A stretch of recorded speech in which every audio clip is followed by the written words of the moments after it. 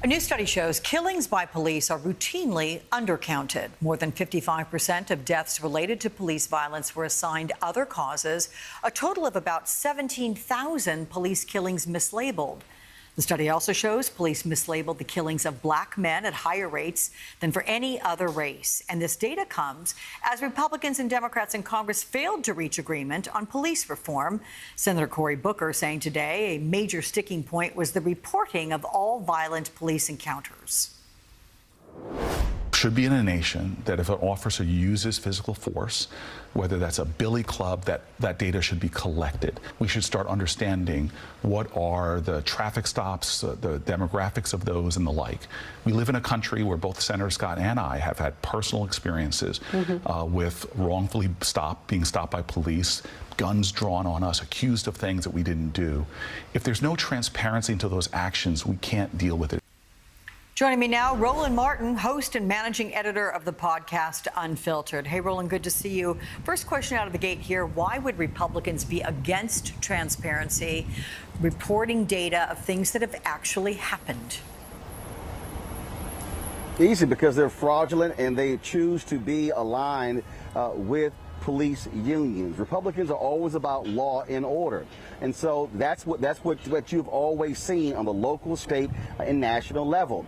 Whenever you've had these type of cases, Republicans are very quiet. People who are pro-life, very quiet. Many white conservative evangelicals, very quiet. You don't see them out there talking about these sort of stories. Typically, you will see civil rights groups, you will see Democrats raising these issues, and that's a problem. And that's why the George Floyd family is not happy with Senator Tim Scott and Senator Lindsey Graham and the Republicans for not making the George Floyd Justice Act real. And this has been a fundamental problem we've seen in this country for far too long. And it's time for Republicans to step up and get involved and make this happen and hold police officers accountable for their actions. So, you know, when you say that Republicans are the party of law and order, that can be used against Democrats. I mean, that's something you hear all the time, right? The Republicans identify with law and order. They use it against Democrats as if to imply that Democrats are against law and order. What is wrong with that perception? Yep. Well, it's silly. And again, but what happens is, you understand, when people are running for office, in this country, we revere police officers, firefighters, these first responders.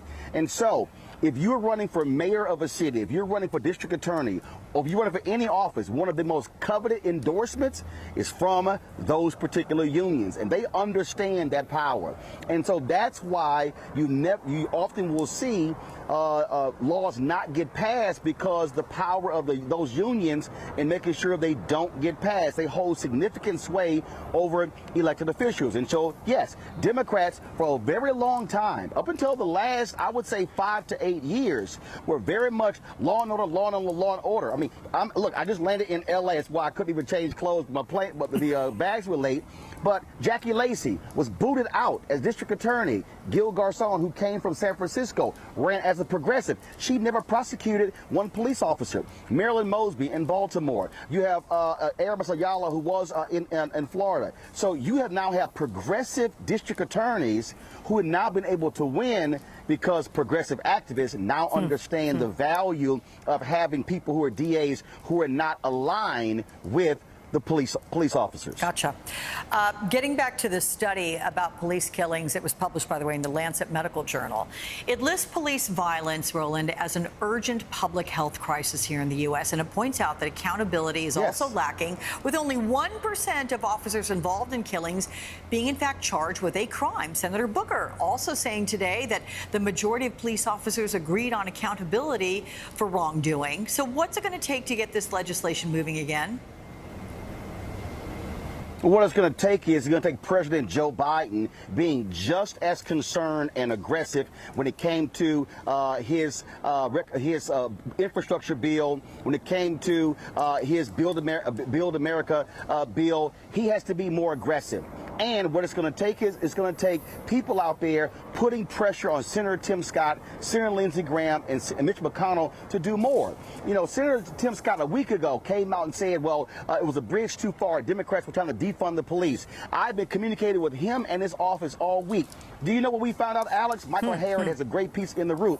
Senator Tim Scott, the very thing he's criticizing, he proposed last year, and that is to reduce funding to police departments that don't pass certain measures. States don't pass certain measures. So he's literally criticizing Democrats this year for something he proposed last year. Yeah, but is it all, in his criticism, is it all about the phrase defund the police? Because that just did not work.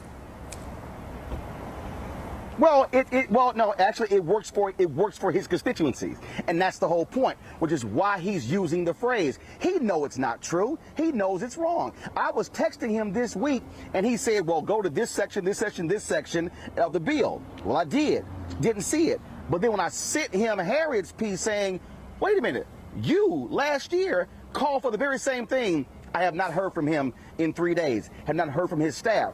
And so here's what I think should happen. I believe the George Floyd family, Breonna Taylor, Eric Garner, I believe those families should organize a day on Capitol Hill, march up those steps and say, McConnell, Graham, Scott, we want you at the table. Booker, Durbin, as well as Schumer at the table. And we want you to sit in front of us and look us in the eye and tell us, well, this bill is not real. It's going to take public pressure. And I got to say this, Alex, all of those people, many of them white, who were protesting last year after George Floyd's death, where are you? Why are you not protesting now? Heat, pressure exerted on policymakers makes changes. Too many people who were protesting last year have disappeared. We better go back to the streets and put pressure on these senators and say, you are not going to let 2021 go out without this bill being passed. And pressure has to be applied to both sides. And without that, Roland, is police reform a bill dead? It's DOA.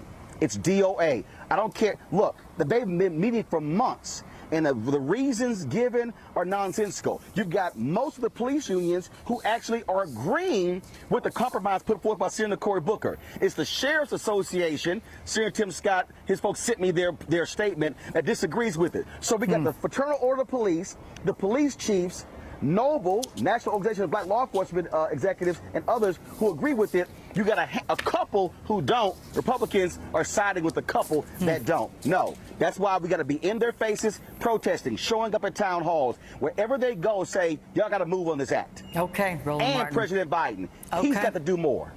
I hope you get your luggage soon, although I like the orange, and if you wear that, people are definitely going to notice you. Just saying. I got it. Okay, good. All right, Roland, thank you. Enjoy LA. All good. Los Angeles don't like the Astros. Thanks, Alex. All righty.